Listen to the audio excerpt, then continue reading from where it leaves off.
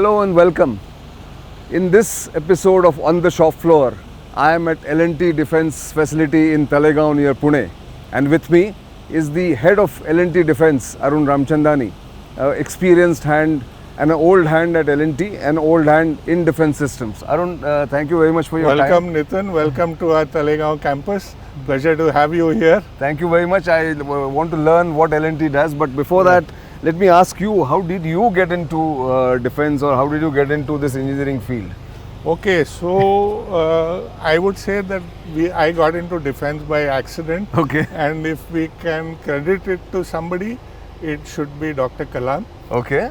It so happened that, when I joined L&T as a GET, that is a graduate engineer trainee, Right. way back in 1984, right out of IIT Delhi. Okay. And I joined the R&D department of L&T at Powai. Okay. And we were doing all kinds of machinery development. So in those days we used to build cement plants and cement equipment, and there were guys like me and JD Patil who would design this kind of new machinery. Okay.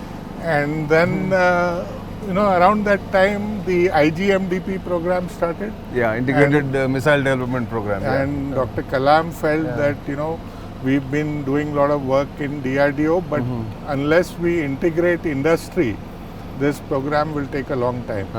So he reached out to companies like L&T, Tatas, and said that, look, we are doing this program and we would like industry to participate. And so they came to us in the R&D and said that, okay, they want to build some ground systems. Right. Ground systems for the Nag missile, Okay. ground systems for the Trishul missile. And of course we were very excited. We loved designing machinery, and that's how we got into designing some of the launchers. So what you see here is a Pinaka launcher, which I am one of the early designers of this. Okay. Okay, and this was we started the design in the late 80s. Today, of course, it's an inducted weapon system and we export it. Sure. And you would have improved upon it quite a lot. Yeah. So, the interesting thing is that when you build equipment like this, and this is high precision equipment, we are firing the Pinaka rockets, and they travel 40 odd kilometers. Correct. And think about it, that if you are just slightly off, when you fire 40 kilometers, just how off the rocket would be. So this had to be very precise. It had to be very rigid, so that when you fire, it just won't go off target. And it was a challenge in engineering, which we enjoyed doing, and of course it's... So you have a motion platform also in this? So we have a motion platform, a kind of a turret which moves in the azimuth plane and the elevation plane. Wow. And so it's a combination of those two things. Yeah, those two things, and a lot of electronics, lot of what we call servo controls. Critical mechanical design, and that's how we built it. And working with DRDO, that was the journey till 2000. From, I would say, the end of the 80s till 2000, about 2 decades of just working with them and developing with them. With them. And it was only in 2001 when defense became a licensed sector. That we decided that, look, we need to take all the industrial licenses for defense and look at how we can grow this into a bigger business segment. And that's how, defense became a segment in itself. So you're a witness to this early development. We are like a startup. Part of in defense for L&T. We are a startup within a large conglomerate. And we were somewhere lying in the R&D, and people didn't trouble us much. They didn't ask us, what is your PGIT? There were no commercials involved there. How much revenue are you going to do for some time? And then slowly we got into the thing of making a business out of it. growing it beyond the R&D into Oh wow! commercial. But your discipline in IIT Delhi was what? Mechanical engineering. No wonder. Therefore, that result is seen here in that sense. Yeah. So, Dr. Kalam has inspired so many people. Exactly. You're one more And, of them that I'm coming across. At a young age, we got a chance to meet with people like him. Right. We got a chance to work with labs like DRDL, RCI. I worked with Dr. Saraswat quite closely. I see. And so it's been a very exciting journey. I can see that. Both as an engineer and now converting this into a business. True. Where we use L&T's engineering capabilities to build products for the nation. Right, and I think many of them you've got into different verticals, which we'll talk about. Yeah. But L&T's journey, like what you're mentioning as a defense vertical, can be traced back to about 2001, as you said. 2001, where we were, allowed to directly sell to the MOD. And exactly. So, even if you take that as a start point, you've already done more than 20 years. Yes. So, what has been the experience in these 20 years? So it's been a thrilling ride, and I would say in some ways a roller coaster as well. Okay. But broadly, we started from a core R&D base. Like I told you, 20 years was just focused on DRDO and R&D and maybe doing some stuff for the Navy. Yeah.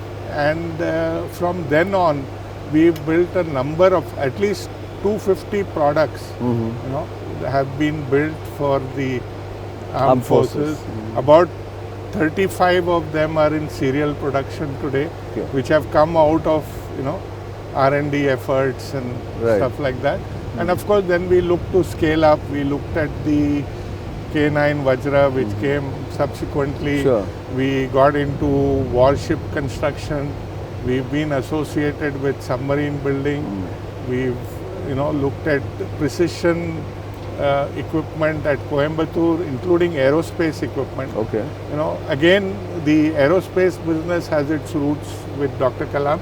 His first SLV rocket, the motor casings were made at Powai. Oh, okay. And actually that's how he realized that L&T has the capability. Oh, okay. And when he moved to DRDO, he kind of got companies like us into the program. Interesting nuggets and interesting vision that man had. Yeah, absolutely. So where you actually, now when you look back, it wouldn't have been easy for him to get private sector involved in what the government was doing essentially. No, it was a very different world, different environment. Right. Today it's very different.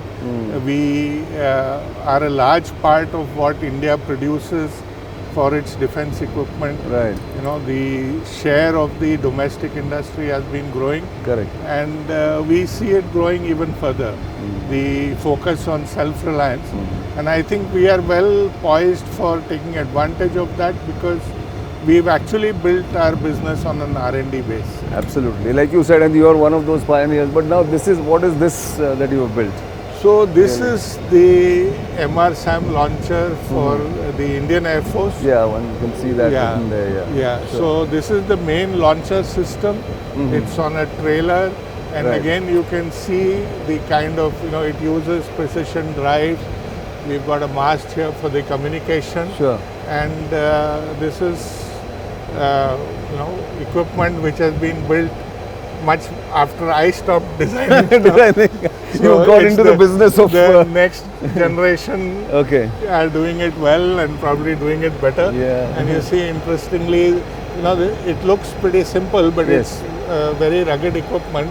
What you see here are two actuators or two screws. Okay. And think about it, they have to be synchronized because if they move slightly out of sync, the whole system will jam. Sure. So that's the kind of expertise that our guys have in designing these type of synchronized systems. And it's mobile, right? It's mobile. This is mobile equipment. Can be transported from one place to the other. Absolutely. You also have something similar for the army? We have. Okay, that's there. Okay. Right there, we see that for the army. Right. And I can see in this last two equipment you have women engineers working here. I mean, there's this lady and then there are those crews here. So, Nitin, we really believe in diversity in our organization. Right. So, we've got a lot of these young people. Many of them are engineers from the local colleges around here. Right. We have about 15% of our defense workforce is women. Wow. And That's a high number. And it's not like women sitting in the offices, Okay. but like you can see, these are young boys and girls who are working on the field, Right. operating equipment, integrating equipment, testing equipment. Sure.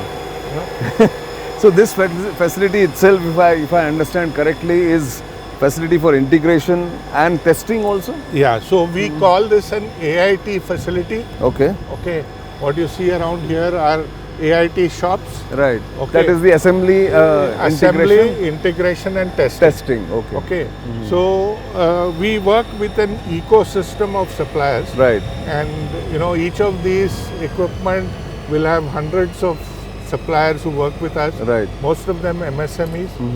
And while they build all that equipment over there, Right. it comes here for assembly, integration, testing. Right. Of course, we build some of the electronic modules, which is in behind the shop this. behind. I see. Okay. And so we build the electronic units here. We get the hardware built in the ecosystem around. Right. Some of them in our own factories at Coimbatore or at Hazira. And all of that comes in here. It gets assembled.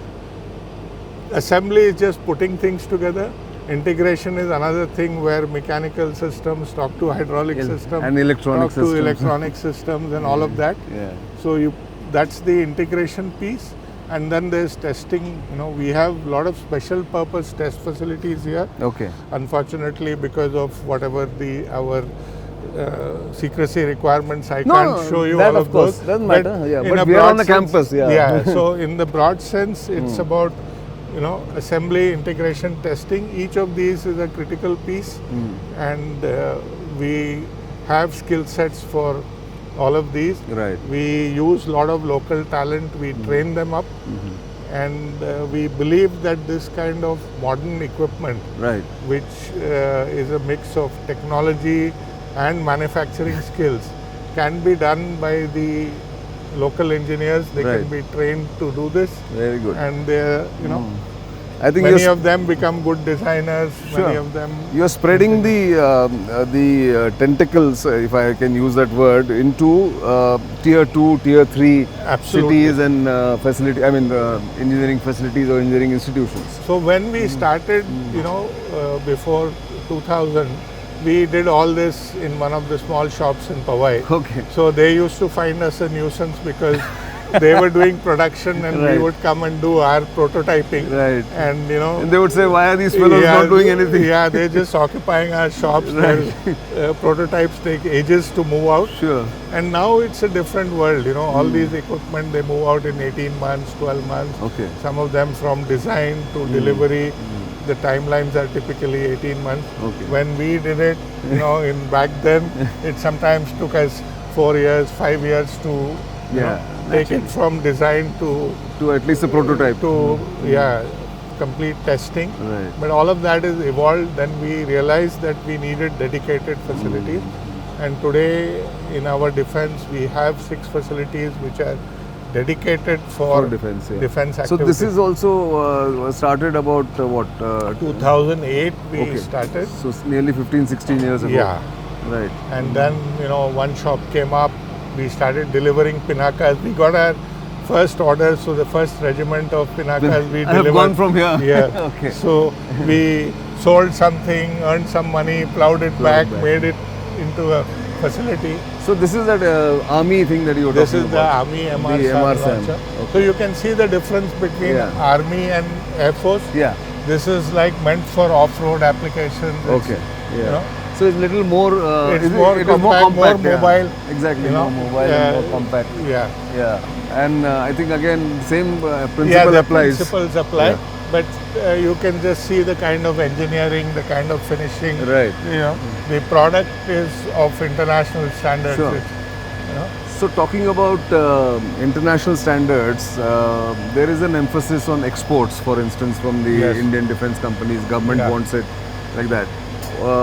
We will talk about that, but before that, how much of R&D component happens in L&T and how much emphasis you give on R&D.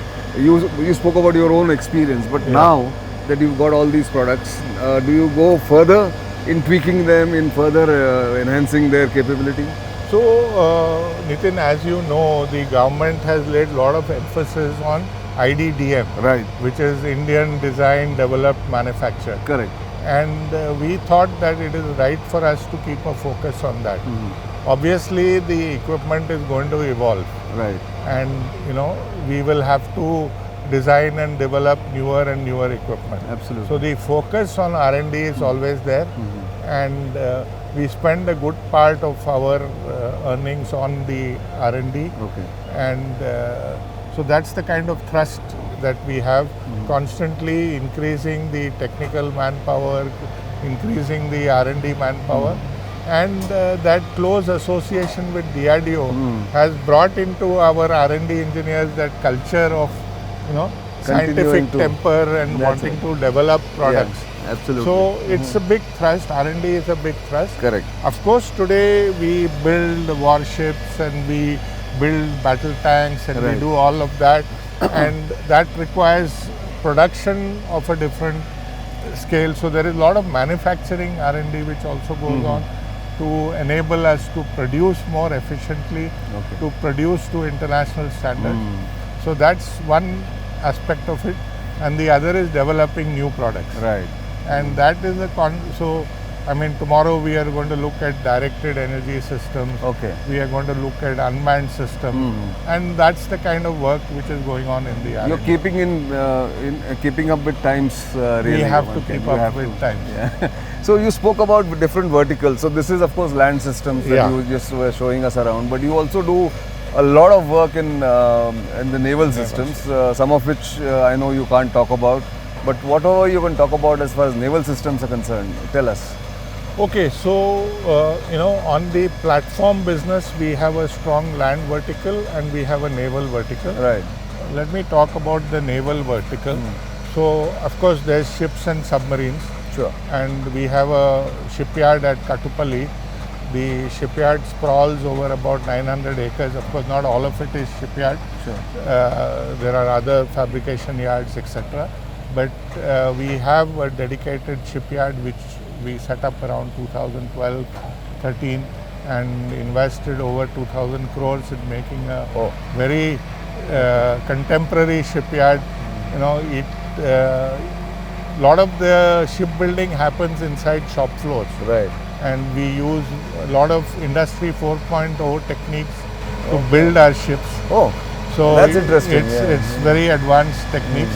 So that's one part, that is the shipbuilding and submarine building. Right. We build a lot of naval equipment and weapon systems. Okay. So for example, and they are inside the shops, but we're not stepping in. Obviously, yeah. But we do anti-submarine warfare, rocket launchers, we do torpedo launchers. Okay. So a lot of launch equipment, for the naval.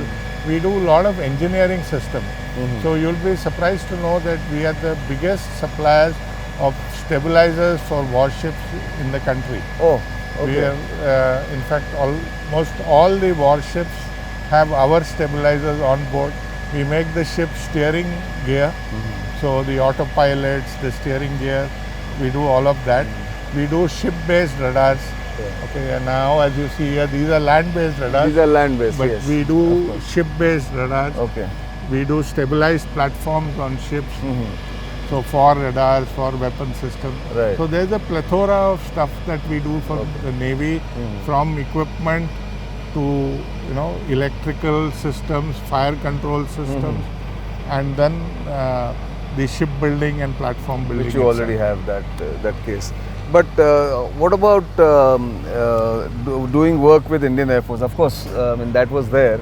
That's the MRL, the MRSAM launcher. But what about radars? What about? So you see this equipment here. Yeah. These are the search and track radar for the close-in weapon system. Right. That hopefully very soon we will be building for the Air Force. Okay. We've completed trials against a lot of international competition. We had indigenously built systems. So these systems are coupled with a gun 40 millimeter gun, Okay. and they provide close-in air defense against incoming drones. Okay. You know. So it's not just anti-aircraft, but it's also incoming drones. Incoming drones as well. Okay. So supersonic, subsonic aircraft. But this is low range, last ditch defense. Okay. So you have search radars. Right. You have tracking radars. Okay. Which are then able to track and triangulate the Sure. The target exact position. and yeah. then feed it to the gun system. You have electro-optics on the gun, and that's able to. So it's a hard kill gun. It's a hard kill Okay. system. It's based on a 40 millimeter gun, Okay. which we've taken the old L70, but given it a completely new look Right. with automatic, round feeding. We can select different. You can have programmable ammunition on it. Oh. So you Okay. program every round as it fires, Right. so that it has the burst at the right time Sure. near the target. Okay. So it's very interesting. Oh, very interesting. What you showed in this campus is lovely. I'm sure you've also done talking about the land systems again. Tell me a little more about K9 Vajra. How did it come about to into Yeah. L&T and then from there to the Indian So Army? it's a very interesting story. Yeah, exactly. And after the Bofors gun, the Indian artillery was always looking to the next generation guns Right. and the self-propelled howitzers, and this has been an ongoing requirement from the early 2000s, Sure. but somehow it never happened. They did try putting a Denel turret on On a tank. on Or a BMP. on the Arjun. And, Yeah, yeah. You know, a lot of those things were thought about.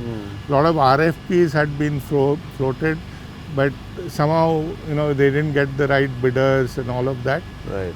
And then around 2011, we had this RFP for the self-propelled howitzers, and at that time, of course, we didn't have the complete technology for doing the ordnance of the gun.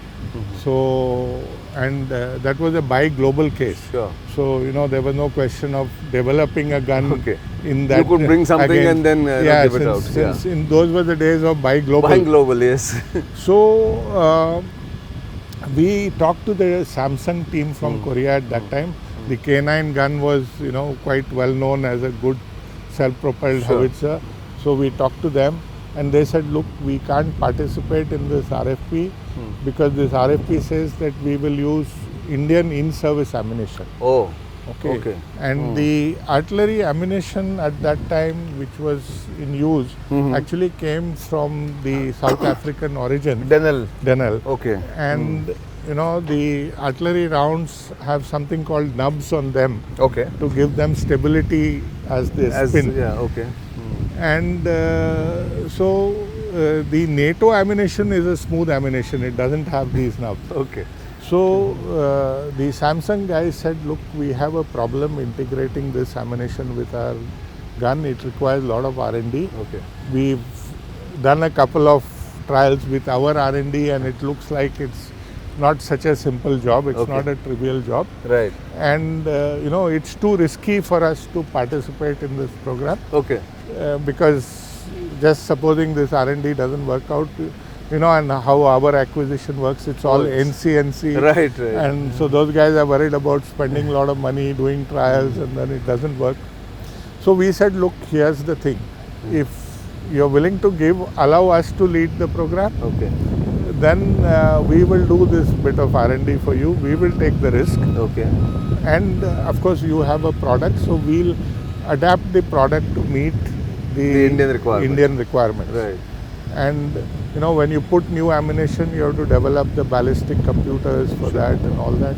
And that means working out the ballistics of that on the gun, programming it into the ballistic control computer and all of that stuff. Right. Okay. So that stuff we took over, and Samsung said, okay, if you guys are willing to front end it, the risk is yours. Yes. Huh? So the We'll NCNC support risk you. is L&T's. Yeah. So that's how we got into it. Okay. And we built this Vajra. That first prototype was built on this campus. Okay. to adapt it for all the requirements. Right. Along with ARD, we took it to the field. We fired about 500 rounds, worked out the ballistics, Okay. plugged it into the ballistic computer, modified the ammunition handling system Oh. to handle Okay. this, interfaced it with the gun. Right. We did all of that stuff, made the system desert compatible. Okay. And with that, then we got we competed against the Russian and we won that competition. Excellent. Yeah. Being Indian vendor in a global, Collaboration, in a global RFP, Yeah. mandated us, because the whole idea was that they didn't want Indian traders to participate. Yeah, in just get it and then sell it here. Sell it here. Yeah. So we had to demonstrate that we are doing value add and we had to do 50% indigenous content. Right. So when we got the order for 100 guns, we had a choice to build it here. But we realized that we need test tracks and all of that. Right. So our chairman suggested, why don't you build it in Gujarat, Hazira? Okay. So post the contract, we built an armored system complex. Wonderful. We delivered the first 10 guns Right. in 18 months. And then of course we delivered up to 50 guns within 12 months. So And that was done in Hazira, right? that was done in Hazira in the armored systems complex. Uh-huh. But we had to create a whole network. That gun has about 18,000 components which are made in India. Really? So Okay. think about it that you have to build 50 guns in a year. Yes. Each gun has 18,000. So that's components. 90,000. More than 90,000. Sorry, Yeah. that's only one component I'm talking about. Yeah. So that's the scale at which you have to do things. Wow. And we had to build an ecosystem. We had to build the manufacturing capabilities, Right. integrate it, put in our electronics and fire control system, and deliver those guns all in 42 months, done ahead of schedule Excellent. in COVID times. Yes, in COVID times. I was going to say that. So- And now that is the one of the important gun Absolutely. systems fielded in Ladakh against the Absolutely. Chinese. So now that's another interesting story. Right. The gun was actually developed for the deserts Correct. and the plains. Yes. Okay. With the And mobility platform that they had. everything, Yeah. And then they came this thing that, look, our current geopolitical requirements need us to be at high altitude. Absolutely. And we need to look at equipment being taken to the high altitude. So again, we had to apply ourselves, Right. and out of those regiments, we were able to move one regiment with changes to the power pack system, etc., with different crew heating and other. Sure.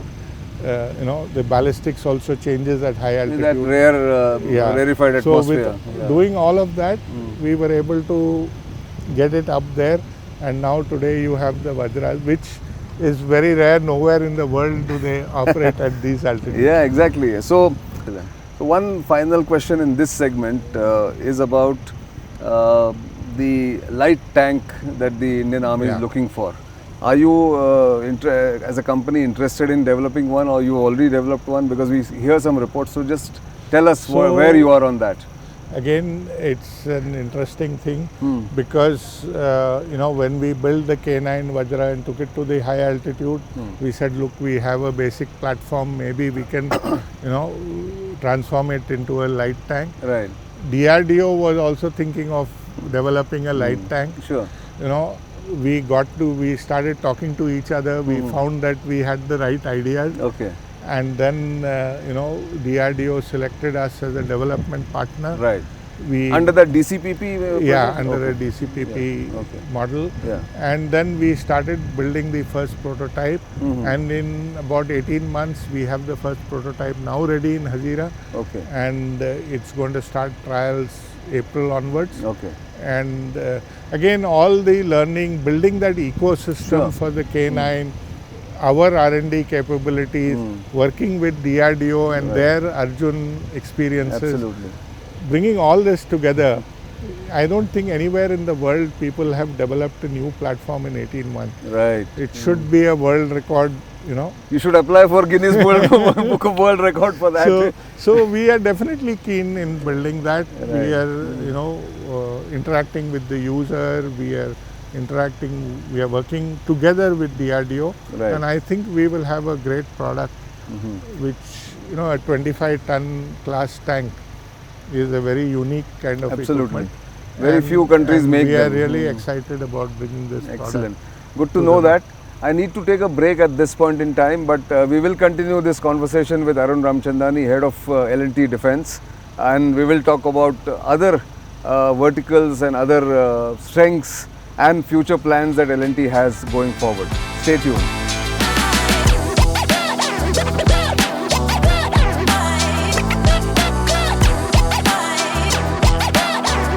This is a marvelous piece of engineering. Yeah. Done along with R&D engineers of DRDO. Yeah, absolutely. No, but obviously they've had such systems, but of smaller size and smaller tonnage. So there's been evolution on the bridge development. Right. And span of 46 meters is quite unusual. Correct. And we are really looking to not only provide this product to our combat engineering, but to different parts of the world as well, because this is quite universal equipment which can be required for any army movement wherever you have canals and stuff, which absolutely. And now with conventional wars having made a comeback in Russia and Ukraine, like that, so I'm sure that this will be in think about demand. it, if you don't have these kind of equipment, how do you cross the canals, etc.? Right, absolutely. So talking about sort of selling it to other armies and other militaries, what has been L&T's experience as far as exports are concerned? So, as you know, Nitin, in the last 10 years, Indian defense exports has grown multifold. Sure. And, there is potential now that we have systems which are delivered entirely from the industry. Right. There is a lot of potential to export these systems. There are countries that, some of them want to have equipment at more competitive prices, which I think we can offer compared to the Western and NATO world. Right. And so the opportunities exist. We have been able to make some breakthroughs.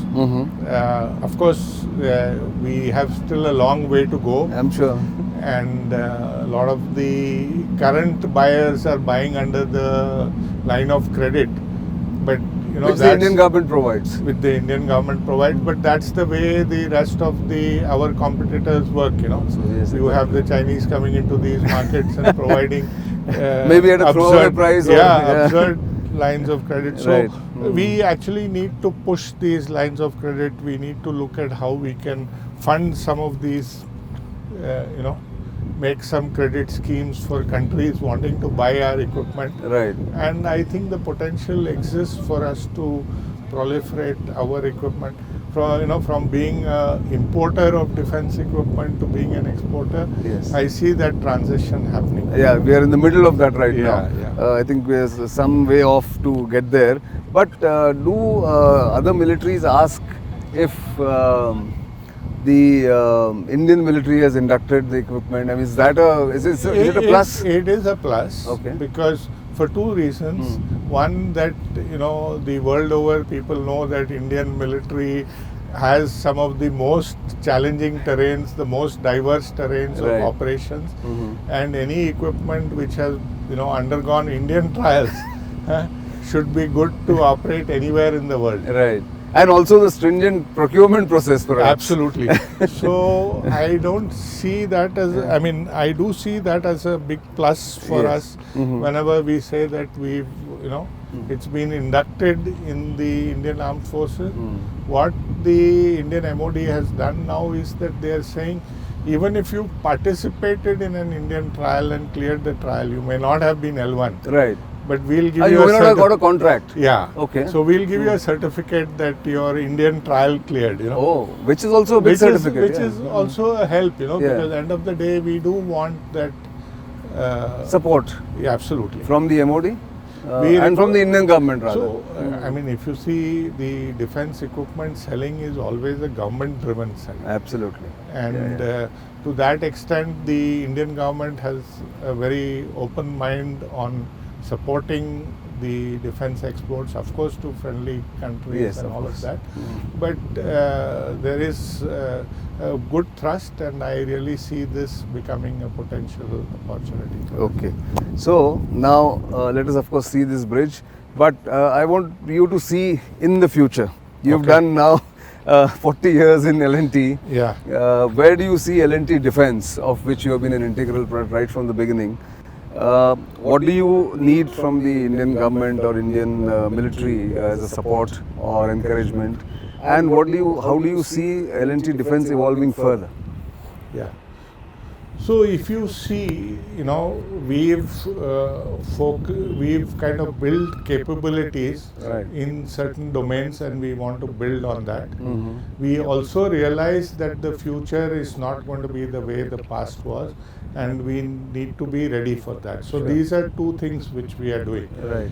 Right. So looking at land systems, we are looking at various kind of platforms. The light tank is an example. I know there will be an FICV, FRCV. FICV to be revived again? To be revived. Again. Yeah. Okay. Wheeled armored fighting vehicles. So there's a whole range of land equipment. You saw a lot of these launchers and all that. Yeah.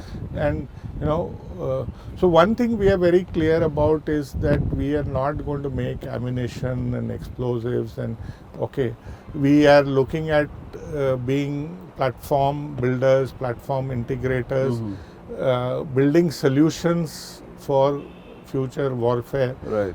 Not really focusing at the lethal end of the chain. Not at the end of the barrel, but you're making a barrel basically. Yeah. So Right. that's one thing that we have taken as a policy, that our thrust is in that direction. Okay. And so land platforms I spoke about. Right. The naval platforms, of course, the ships are there, and there is good export potential on you know, the shipbuilding. Various classes of ship. Absolutely. Yeah. Okay. And then you know, there is submarine building. We are participating in the P75I program, as you With know, a Spanish company. with a Spanish company, Right. Navantia. So it's going to be exciting. You know, we have MDL and TKMS on the other side. Okay. L&T and Navantia on this side, and Right. you know, we are geared up for this Competition coming competition, up, yeah. and you know, we are equipped to do it well, because with all our abilities in submarine hull fabrication and outfitting and all of that, we will leverage that. Like I said, we build a lot of naval equipment. You do. And the future platforms call for high indigenization. You know, Right. you want 60% indigenization on a platform like a ship or a submarine. A lot of equipment have to be built, and we are looking at that as Right. something that we would like to do. Okay. So that's another leg of the future, the naval leg. Right.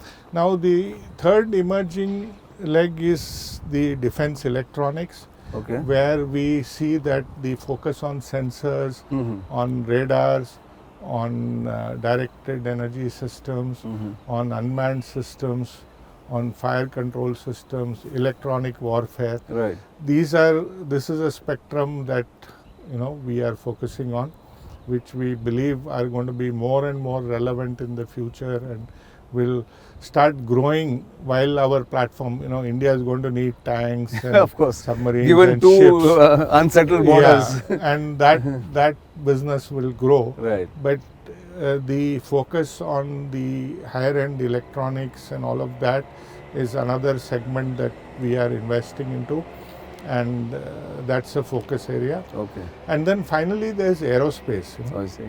So it's defense and aerospace so we are really becoming solution providers, strategic solutions That's right. people. Yes. And that's what we are really focusing on, and looking at space launch vehicles, looking at satellites. So that's the spectrum that we have set out in our future roadmap. Right. And you know, we've created a strong base, I'm sure. an organization that has evolved over 40 years. Correct. Obviously has, you know, the average experience level in our business is about 10 years. which is something which probably nobody else can boast about, to have people who worked in the domain for 10 years and built that kind of experience. So that's the spectrum that we have, and that's what we want to leverage into the future. You know, as India becomes more and more self-reliant, I think we have to be ready for it. We've invested in creating an ecosystem. Sure. Because I believe that nobody can operate in isolation. Sure. And unless we create an ecosystem, so we've created feeder shops here in Chakan, which, you know, feed into, like, some of these bridge modules are manufactured in workshops, smaller shops. So we've created that, because that's how tomorrow we want to deliver 2 bridge sets in a month. Unless I create that kind of that skill set also has to be imparted. So we built that base, and I think we are now ready to take off from that base to, you know, a self-reliant India which looks after its own security and the emerging security needs in a future world. I have no doubt about that. What are the steps you would like the government to take? I know in the last 10 years, the mindset change has been tremendous. But what more can the government do and work with you as the industry? So there are a few things, of course, you know, as an industry, you always feel that you need more support. And I would say the first leg of that support would be to help us do more R&D. You know, R&D in defense is very expensive. It doesn't yield quick results. And it's expensive. It's expensive. And if you're running an industry, you know, we're not a research lab. Where you have to keep showing, we have to plow back our earnings into R&D, which, like I said, we do a good part of it. You know, and I mean, a large chunk of our earnings actually go 20-25% of that we plow it back into the R&D of our. You know, so you need more R&D support. So from the government. We clearly need, you know, if we want to do cutting edge stuff. Now, I was you know, very happy to see the Defense Minister announce some corpus of 1 lakh crores for deep tech. Which is the new nanotech and, you know, AI so we've invested and quantum in computing. AI Center of Excellence and all of that. So clearly there's, you know, there's appetite for that. Yeah, there's appetite for all of that, and there's resources required to do that. And the I mean, look at it world over. All the, you know, advanced platforms have been built with government funding. Of course, and very close collaboration. Absolutely. So that's one thing I feel is very, very crucial if we have to become an independent, self-reliant, you know, manufacturer and developer of equipment. That's one part of it. Of course, the government is again investing a lot in testing facilities. As you can see that, you know, any equipment that you build has to be extensively tested. So we build this moat just to make sure that, you know. And so there's a focus on testing, which is, and again I see funds being allocated for that, and the DTIS scheme is there. If there's one thing that I would really urge the government to do, that would be to speed up the procurement process. The timelines need to be squeezed. You know, we first go through a development cycle, then we go through a trial cycle, then we go through, you know, the contracting cycle, then we go through an approval cycle. And all of this can make it unviable for industries to sustain. If, like, for example, we delivered 100 K9s in 42 months, but it takes, you know, another 24 months, 36 months to get the repeat order in place. So if all of this could happen more quickly, more effectively, then that would be a big enabler for the industry. But overall, you are bullish about the defense business. I am bullish about the defense business. Another thing that we can talk about is these credit funding for the exports and all that. Supporting the MSME base to become a tierized thing. Looking at more modern acquisition processes which give equal weightage to capability and technical performance as much as L1. So L1 T1 model you're talking about? Something Okay. like that. So these are some of the things which I think an evolving and maturing industry would need. Right. And I'm confident that the government will support it. Their heart is in the right place. They are Absolutely. pushing the And the Atmanirbharta is the mantra now. is there. So exactly. we can ride that wave, and if we just facilitate this ease of doing business, understanding for the industry, it's all about contract to cash cycle. Absolutely. And how to The bottom line is always about how much business you've done, how much profit you're doing. earned, and, Yes, exactly. That's what it is That's all right. about. Great. Arun, thank you very much for this extensive discussion and Pleasure, Nitin. great insights of what L&T has, how it has evolved and how it has come to this stage. I'm Pleasure. sure it's got many more targets to capture and Sure. reach newer heights. Yeah. Thank you very much for this. Thank you, Nitin. Pleasure to have you. Thank you. That was Arun Ramchandani, head of L&T Defense. We are at their Talegaon facility and you are watching On the Shop Floor with me, Nitin Gokhale. In the next episode of On the Shop Floor, we travel to Hyderabad to look around what the Bharat Dynamics Limited or BDL does for the 3 armed forces. Do watch the episode on Sunday.